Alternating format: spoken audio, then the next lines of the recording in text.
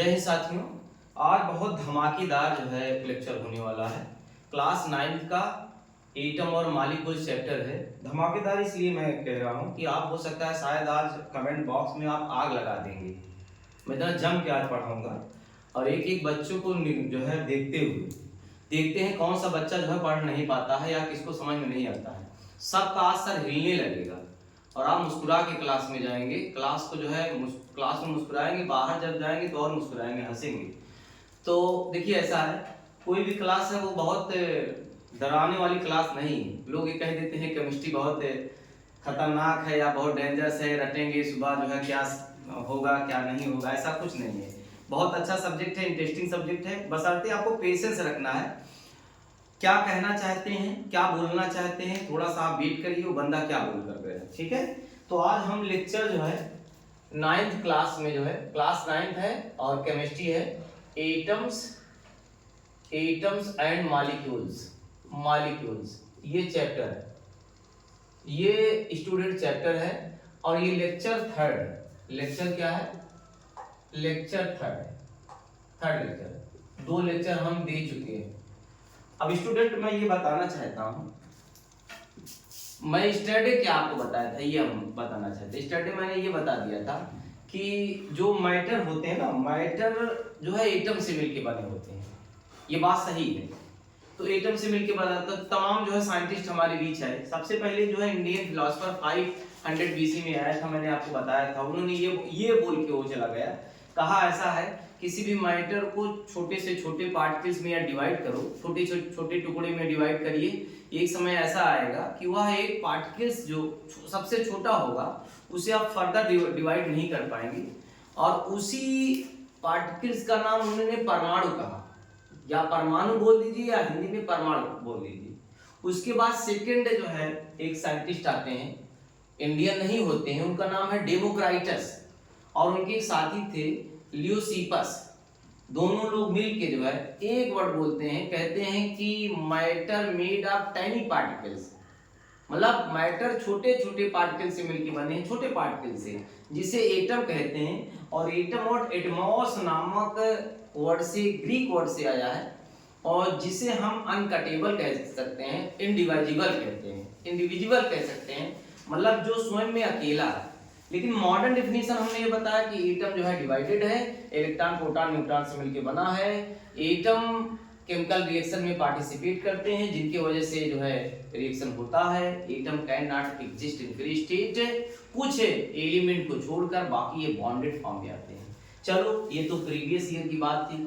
आज मैं lecture 3rd जो है लेने वाला हूँ, वो है, हेडिंग लगाते हैं, हेडिंग लगाओ दमदार हेडिंग जो है।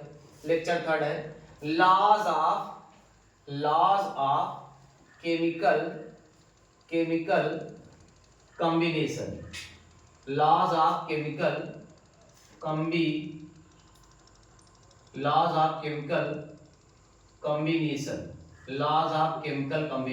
ये लॉज ऑफ केमिकल कॉम्बिनेशन, ये हमारी हेडिंग है आज की शुरुआत। तो दोस्तों ऐसा है, इसका मतलब क्या है? इसका मतलब हम ये बताना चाहता हूं कि the combination of element and then form molecules and compound, यानी कि एलिमेंट आपस में कॉम्बिनेशन करके मॉलिक्यूल्स और कंपाउंड का फॉर्मेशन कर सकते हैं। अगर आपका सेम टाइप का अगर एलिमेंट के एटम होंगे तो मॉलिक्यूल्स बनेंगे, और सेम टाइप के एलिमेंट के डिफरेंट अगर एटम होंगे तो वो कंपाउंड बनाएंगे। तो ये जो बन रहे हैं इन्हें गवर्न कैसे हो रहे हैं, किस मेथड से हो रहे हैं, तो जरा आप उसको लिखेंगे, जरा लिख लो एक बार, लिखो द कॉम्बिनेशन ऑफ एलिमेंट, लिखो जल्दी, the combination of element to form the combination of element, the combination of element to form compound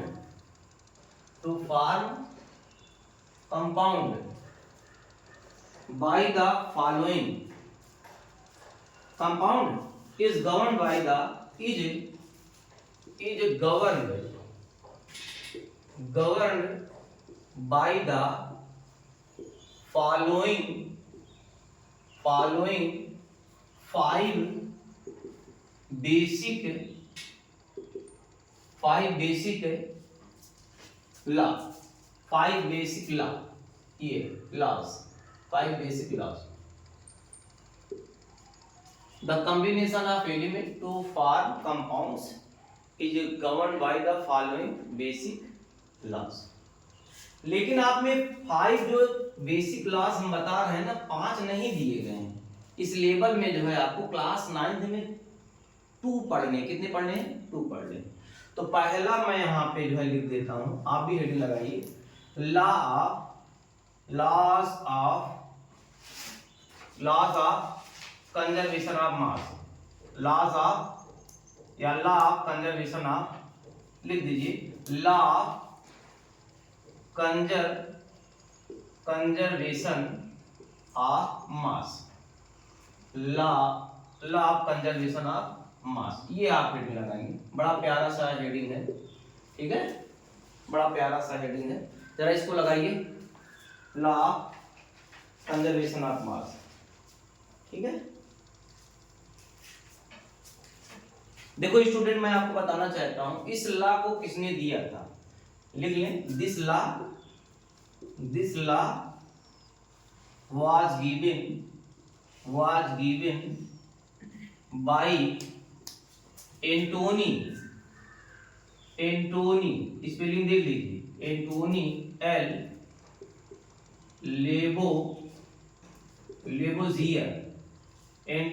Lavoisier, जिन्हें हम फादर ऑफ केमिस्ट्री कहते हैं, फादर ऑफ केमिस्ट्री कहते हैं। इन्होंने इस लॉ को दिया था, father of chemistry, law of conservation of mass. तो बच्चों जानते हो क्या law of conservation mass Antoine L Lavoisier ने कहा था। इन्होंने क्या कहा था? तो इन्होंने ये कहा था कि मैटर नाइदर क्रिएटेड, सुन लो, matter neither created nor destroyed but it convert one form to another form. किसी भी यूनिवर्स में जितने भी मैटर है, मैटर के जो मास हैं वो रिजर्व होते हैं। मैटर के मास क्या होते हैं? रिजर्व होते हैं। जो भी रिएक्टेंट से प्रोडक्ट बनेंगे उनमें मास जो है रिजर्व रहेगा, मास रिजर्व रहेगा और प्रोडक्ट में भी रिजर्व रहेगा, बशर्ते उसके एटम रीअरेंजमेंट होते रहते हैं। बात समझ रहे हो? जैसे मैं ये बताना चाहता हूं, जैसे मान लो A प्लस बी, बोलो A प्लस बी आपस में रिएक्शन करते हैं, ठीक है? यस पांडे जी, तुम भी जो है सो रहे हो क्या? नहीं। अरे ये प्लस बी आपस में ये रिएक्ट करके क्या जो है बनाएंगे, C प्लस डी, मान लो सपोज दैट बोलो बना लेते हैं, तो ये हेड के आगे ये प्रोडक्ट लिखा जाता है। yes. अब साइंटिस्ट ये कहना चाहते हैं कि जो A प्लस बी मॉलिक्यूल्स हैं, इनका जो मास होगा, इनमें जो मास होगा उसका रिजर्व होगा हमेशा। तो ये इस बात को कैसे स्टेटमेंट में लिखा जा सकता है? तो ये कहते हैं कि मास नाइदर क्रिएटेड, मास को ना तो आप बना सकते हैं ना उत्पन्न कर सकते हैं, और मास नाइदर डिस्ट्रॉयड, मास को नहीं नष्ट कर सकते हैं, but it convert one form to another form. इसमें होता क्या, एक से दूसरे फॉर्म में आप ले जा सकते हैं। और इसमें क्या चेंज होता है? चेंज ये आप कर सकते हैं कि सिर्फ अरेंजमेंट होता है, रीअरेंजमेंट होता है। A प्लस बी है या कोई एटम है, तो वो एटम किसी दूसरे के साथ जा सकता है, वो वाला दूसरे के साथ आ सकता है, ये हो सकता है, ठीक है? पहले इतना नोट कर लीजिए, नोट कर लीजिए, नोट कर लीजिए।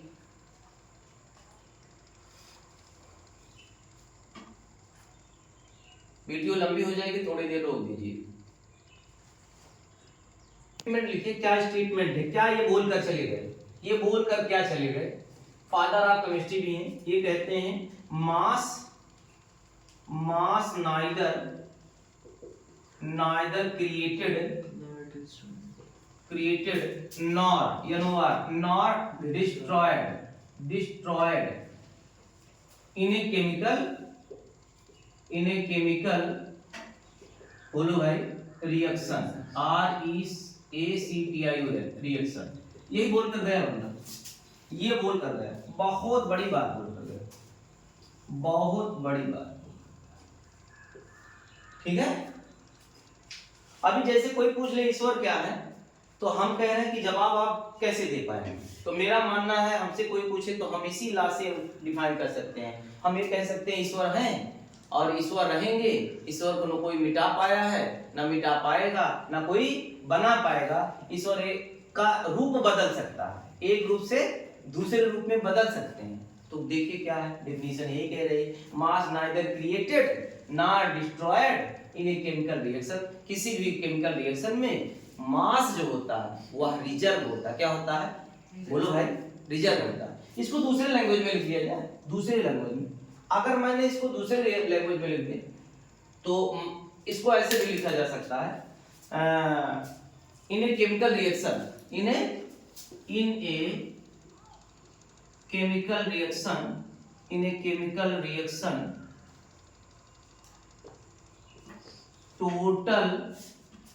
total mass of reactant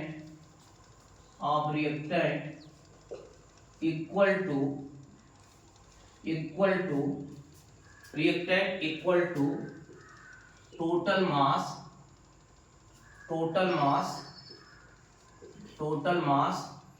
of product,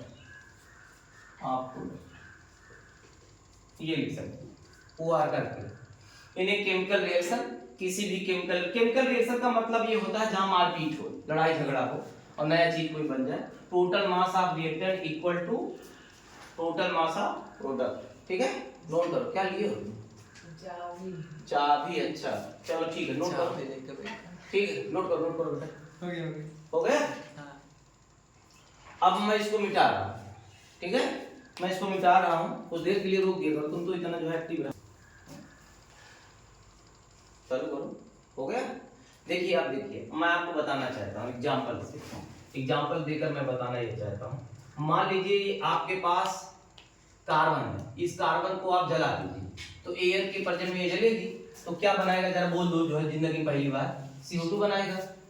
क्या बनाएगा? CO2। कार्बन डाइऑक्साइड है, ये कार्बन है, ऑक्सीजन से जो है। अब लाइट, ये लाइटर वाइटर नहीं दिखाया जा रहा, माचिस वोचिस ले जाएंगे जलाएंगे, CO2 गैस निकल रही है। जरा इसका मास देखो तो कार्बन का जो एटॉमिक नंबर होता है वो 6 होता है, मास 12 होता है। ऑक्सीजन का मास जरा ये बताइए कितना होता है, 16 होता है। 2 का हो जाएगा 32, ठीक है ना। चाहे यू लिखिए चाहे यू लिखिए। और अगर बेटा यहाँ लिखेंगे ये 12 हो जाएगा, ये 16 दूना 32 हो जाएगा, 32 12 कितना हो जाएगा, 44 हो जाएगा। चाहे आप ग्राम में भी लिख सकते हैं, ठीक है। और ये भी क्या है, 44 ग्राम हो सकते हैं।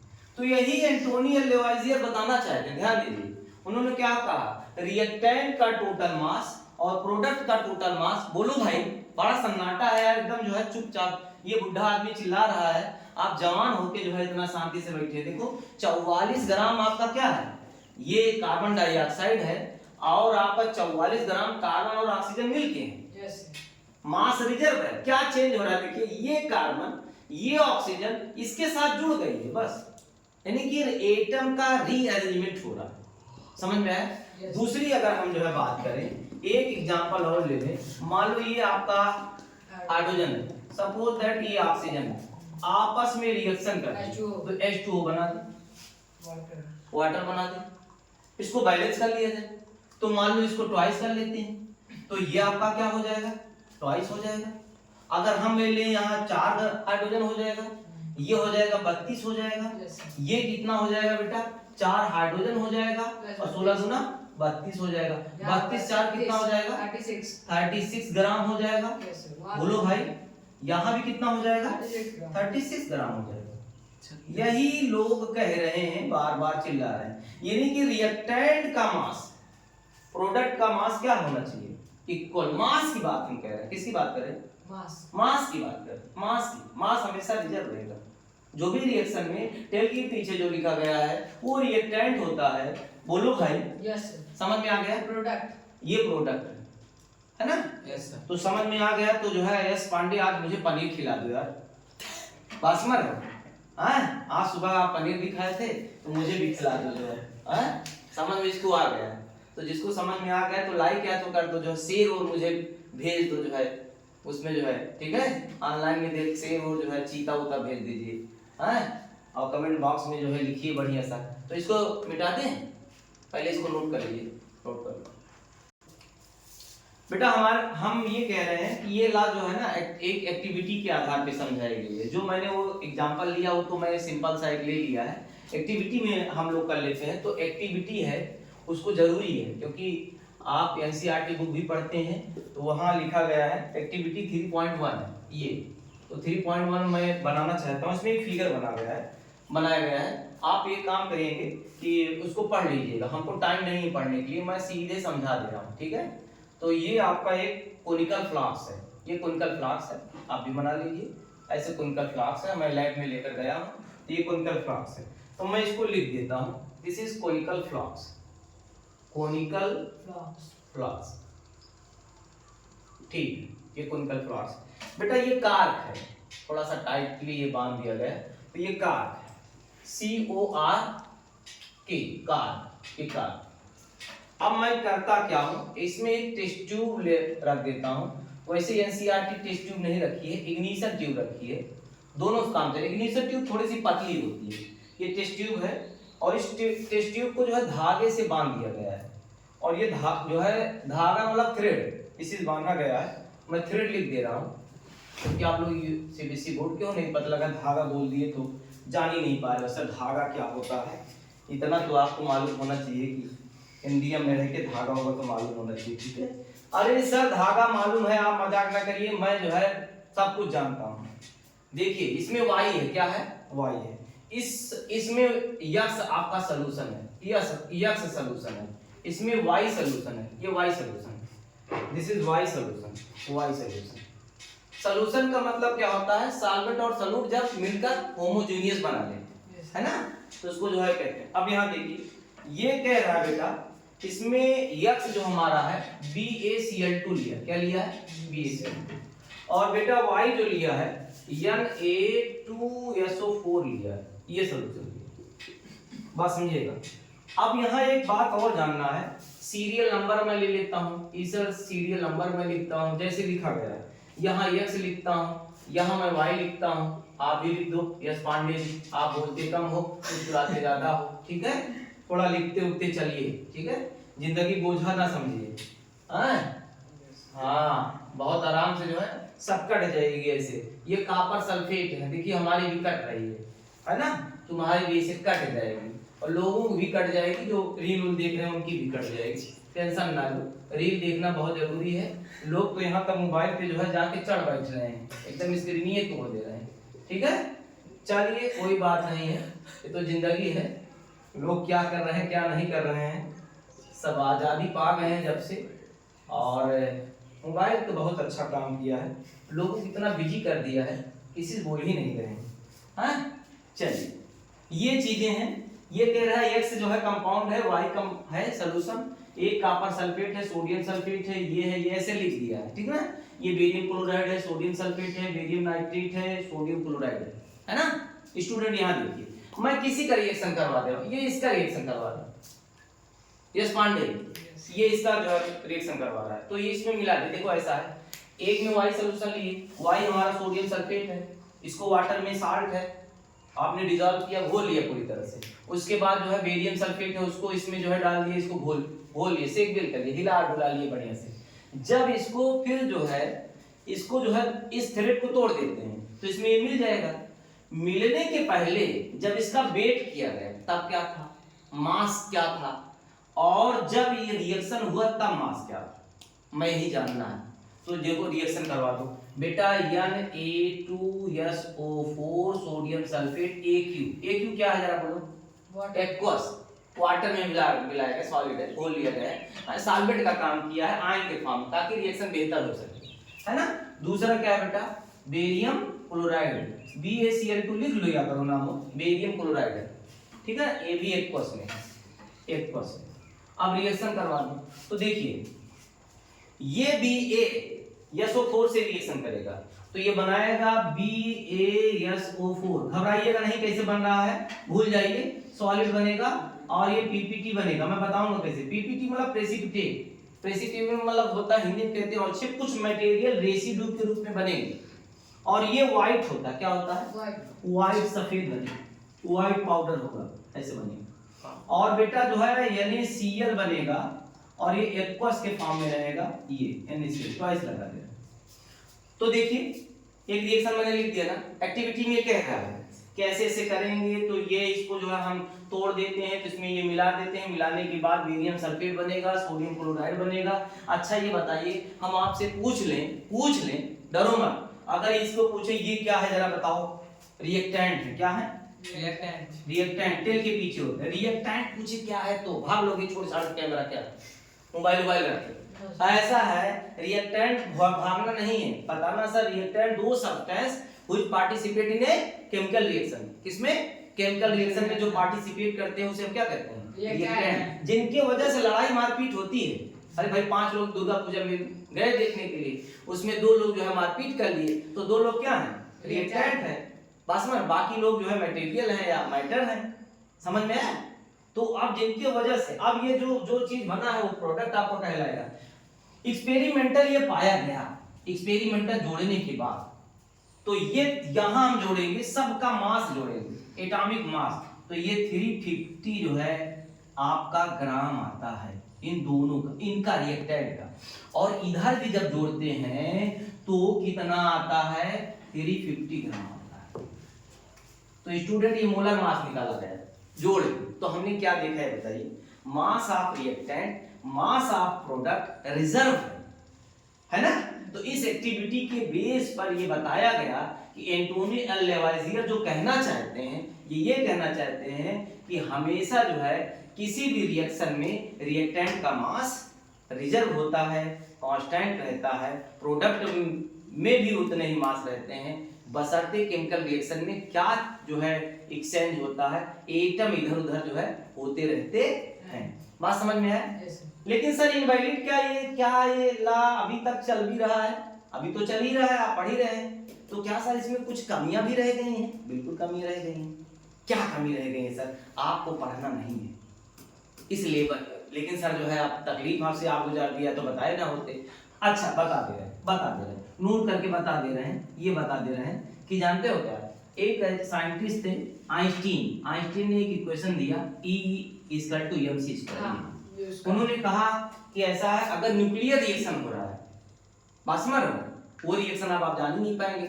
न्यूक्लियर रिएक्शन में एनर्जी जो है मास के जो है डायरेक्टली प्रोपोर्शनल होता है, यानी कि न्यूक्लियर रिएक्शन में मास को डिस्ट्रॉयड किया जा सकता है, मास चेंज हो सकता है, नया प्रोडक्ट बनेगा, पूरा मास ही बदल जाएगा। लेकिन उस समय इतना टेक्नोलॉजी नहीं थी, तो पहले इस बात को नोट कर लीजिए, फिर आगे हम चर्चा करते हैं। तो बच्चों अब आज हम सेकंड जो है लॉ बताने वाले हैं, लिखिए हेडिंग लगाइए, लॉज ऑफ कांस्टेंट प्रोपोर्शन। ये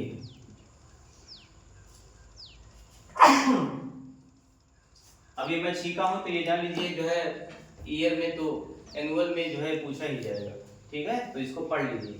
इसलिए कहा गया है जहां छींक होता है वहां नीक होता है, ठीक है, तो नीके ही समझिएगा। यहाँ लोग अशुभ समझते हैं साइंस में, लेकिन ये कहा गया है कि अगर छींका है कोई व्यक्ति वो सही है, ठीक है ना। तो जरा इसमें थोड़ा सा लिख दीजिए, this law was given bye This law was given by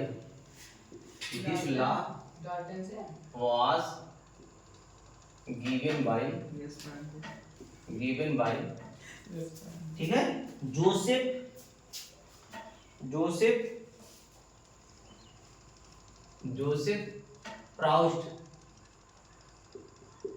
Proust in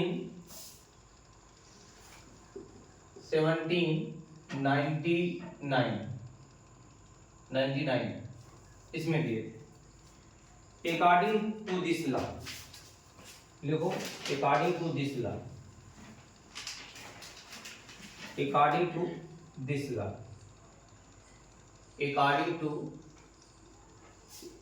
law ये लॉ क्या कहता है, थोड़ा सा मैं जल्दी से लिखना चाहता हूं, ठीक है। लिखो, ही stated that a given compound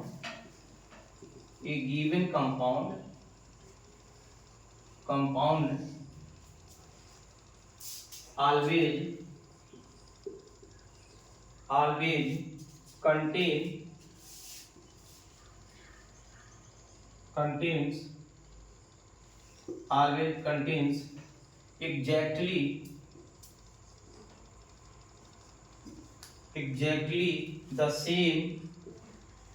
the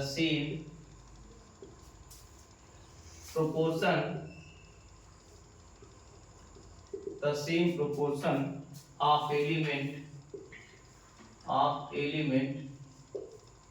by mass by weight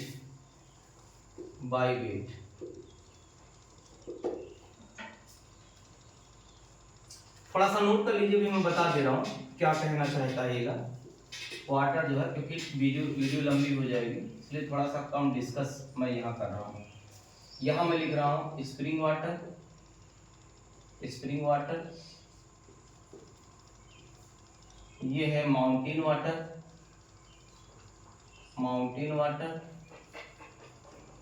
एक है आरओ वाटर, तीसरा है टैप वाटर,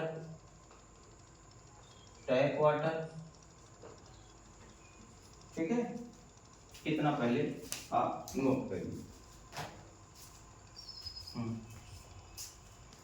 बच्चों इतनी भयंकर हमने इंग्लिश लिख दिया है जो से प्राउड इन 1799, आप घबराइएगा नहीं। This law was given by according to this law he stated that a given compound always contain exactly the same proportion of element by weight।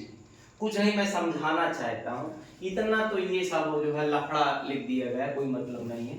यहाँ देखिए stated that A given compound, कोई compound है, suppose that ये compound है water, यहाँ देखिए water always contain exactly the same proportion of element by weight, यानी कि यह जो वाटर बना हुआ है ये चाहे जिस सोर्स से आया हुआ हो, चाहे स्प्रिंग वाटर हो, स्प्रिंग वाटर कौन सा होता है, बारिश का, चाहे माउंटेन वाटर हो, पर्वत का जो है पासमर वहां से जो है आ रहा हो, चाहे आरओ वाटर हो जो आर्टिफिशियल बनाया गया है, जो मानो इस समय जो है आरओ पी के जो है बड़ा आरओ जैसा हो गया है, पासमर के फलाने के यहाँ आरओ लगा है, वो बड़ा काला टाइट करके चल रहे हैं, आरओ पी के बीमार हैं।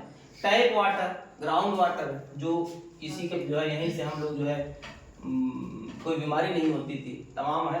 अब मैं ये कह रहा हूँ ये वाटर है, वाटर कई सोर्स से आया है कि नहीं, मिला है कि नहीं, और वाटर जो है बेटा जो बना हुआ है, अगर ध्यान दीजिए इसका सोर्स कुछ भी हो, लेकिन ये कहा जा रहा है जो इसका प्रोपोर्शन होगा, जरा ये देखिए हाइड्रोजन यहाँ कितना बेटा 2 है, 2 ग्राम है, 2 ग्राम, तो 2 ग्राम वाला 2 लिख दिए। ऑक्सीजन कितना है 16, इसको और इजी कर लीजिए 1:8। तो ये कहा जा रहा है कि वाटर चाहे जिस सोर्स से आया हो, चाहे जो भी हो, कहीं से आया हो, लेकिन उसका जो है जो रेशियो होगा, proportion of element by weight जो है सेम मतलब रहेगा, मतलब चाहे स्प्रिंग वाटर हो और चाहे माउंटेन वाटर हो, चाहे आरओ वाटर हो, चाहे आपका टेप वाटर हो, सभी वाटर में वाटर का जो फॉर्मेशन हुआ है 1 ग्राम हाइड्रोजन 8 ग्राम ऑक्सीजन मिलके ही बाय वेट मिलके ही वाटर का फॉर्मेशन किए हैं। अब आप कहिए कि हम आधा ग्राम हाइड्रोजन लाएं, 8 ग्राम ऑक्सीजन लाएं, वाटर बना के खुश हो जाएं, ऐसा संभव नहीं है। धरती चाहे जहां वाटर हो, चाहे जिस मेथड से आप बनाए हो, लेकिन उसमें एक जो है 1 ग्राम क्या होना चाहिए, हाइड्रोजन होना चाहिए, और 8 ग्राम क्या होना चाहिए, ऑक्सीजन फिक्स है। बाय वेट बाय मास उसका रेशियो क्या है, फिक्स है। यही लिख रहा है ही stated that a given compound always contain exactly the same proportion of element by weight। वो वेट के अनुसार जो भी रिएक्शन किए हैं, 2 एलिमेंट हैं, 2 से अधिक एलिमेंट जो भी कंपाउंड बनाए हैं, उस कंपाउंड में जो एलिमेंट है, जो एटम है एलिमेंट के, उनका रेशियो क्या होगा, ऑलवेज सेम होगा, और चाहे जिस सोर्स से आए हुए। मान लीजिए सर ये समझ में कम आया, हम अगर मान लेते हैं CO2, मान लिए CO2 अगर कभी भी बनाएंगे तो कार्बन का जो है देखिए मास कितना होता है, 12 होता है। ऑक्सीजन की कितना होता है, 16 होता है। 2T है तो 32 हो जाएगा। थोड़ा इजी कर लिया जाए इसको, 6 रेशियो तो कितना हो जाएगा, 4×3=12 कर लो, 4×3=12, 4×8 32, यानी कि 3:8 है। 3 ग्राम कार्बन, बोलो 8 ग्राम क्या लगेगा, बोल भाई बोल 8 ग्राम ऑक्सीजन। जब तक ये नहीं होंगे, चाहे ये हमने जो है छोड़ा है या पेड़ पौधे रात में जो है बाष्पीकरण हो, ऑक्सीजन जो है लेते हैं, CO2 वो छोड़े हैं, चाहे एनिमल हो, चाहे प्लांट हो, कोई भी हो, चाहे आर्टिफिशियल बना हो, उसमें जब तक 3 ग्राम जो है आपका कार्बन नहीं होगा, 8 ग्राम आपका ऑक्सीजन नहीं होगा, तब तक जो है CO2 का फॉर्मेशन नहीं होगा। इसीलिए इसे कहते हैं लॉ ऑफ कांस्टेंट प्रोपोर्शन। इनका काम जो है प्रोपोर्शन क्या है, कांस्टेंट। समझ में आ रहा है साथियों, नहीं समझ में आ रहा है? देखो समझ में आएगा। कभी कभी हम समझाते ना, कुछ बच्चों को समझा नहीं पाते हैं, इसलिए मेरा थोड़ा सा, मैं कभी कभी जो है दुखी हो जाता हूँ, और लेकिन मुस्कुराता भी रहता हूँ, हंसते रहता हूँ, ठीक है। तो किसी ने जो है एक बात कही थी, वो बात दिमाग में जो है यहीं कहीं मतलब चल रही है, तो वो दिमाग में हमारे इस समय आ नहीं रही है। इस शायर ने कहा था, ठीक है, और याद आ जाएगी तो बता देंगे, ठीक है, पहले इसको नोट कर लो। तो साथियों मुझे वो बात याद आ गई, सोच ही रहे थे, दुनिया बड़ी जालिम है, दुनिया बड़ी जालिम है, हर दर्द को छुपाना पड़ता है। फिर से सुन ले भाई, दुनिया बड़ी जालिम है, हर दर्द को छुपाना पड़ता है, दिल में इतना गम है, दिल में इतना गम है, फिर भी मुस्कुराना पड़ता है, दिल में इतना गम है, फिर भी मुस्कुराना पड़ता है। तो मैं ये कह रहा हूँ, कभी कभी ये फेज होते हैं जीवन के, कभी गम तो कभी जो है खुशी, आते जाते रहते हैं। केमिस्ट्री तो हमेशा गमों में आपको डूबी रहेगी। कभी इस क्लास में जो है जब भी बच्चे आ जाते हैं, वो इतना मुंह बना लेते हैं, बासमर हो, कोई जानवर भी उतना कठोर मुंह नहीं बनाता होगा, यार कौन सा सब्जेक्ट चलने लगा, नींद आने लगी, बासमर हो, आंखें बंद हो गए लगी, मुंह बहुत बड़ा खुलेगा, आंखें छोटी हो जाएंगी, ऐसा अगर स्टाइल में हो रहा है तो जान लीजिए आप सोने के मूड में हैं। तो बहुत सारे क्लास में बच्चे जो है चलने लगते हैं, सो जाते हैं, लेकिन मैं तो भैया सोने नहीं देता हूँ, ठीक है।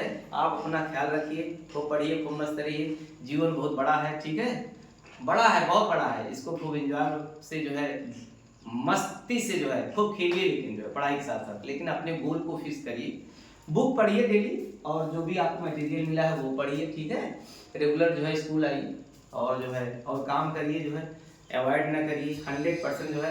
देखो किसी ने कहा था कि ऐसा है ना, वो फल की इच्छा ना करो, तो दोहा मुझे याद नहीं आ रहा, तो काम करते रहो, वाकई में फल की इच्छा ना करो, फल तो ऑटोमेटिक मिल जाएगा। हम कह रहे हैं करके देखिए, अगर आप कर रहे हैं फल 100% मिलेगा। कोई इस दुनिया में जो है बचा नहीं है जो मेहनत किया हो, हार्ड वर्किंग किया हो और उसको फल ना मिला हो, तो फल मिलेगा, लेकिन जानते हो क्या, उसके लिए जानते हो मेहनत करना पड़ेगा। और हम जानते हैं हार्ड वर्किंग किसी को जो है आगे ले जाता है, इसलिए लिख के पढ़ाई करो, याद करो और मस्त रहो, ठीक है। थैंक यू सो मच, और आपको पुनः मैं बहुत बहुत बधाई देता हूँ कि मेरे साथ आप जुड़े हुए हैं, और मैं आपको जो है निराश नहीं जो है जाने दूंगा। बस एक कमेंट जो है आप उसमें लिखिए, आग लगा दीजिए जो है कमेंट बॉक्स में, जो है पूरा जल जाए मोबाइल, ठीक है, लगाइए। Thank you so much. Okay okay okay okay bye.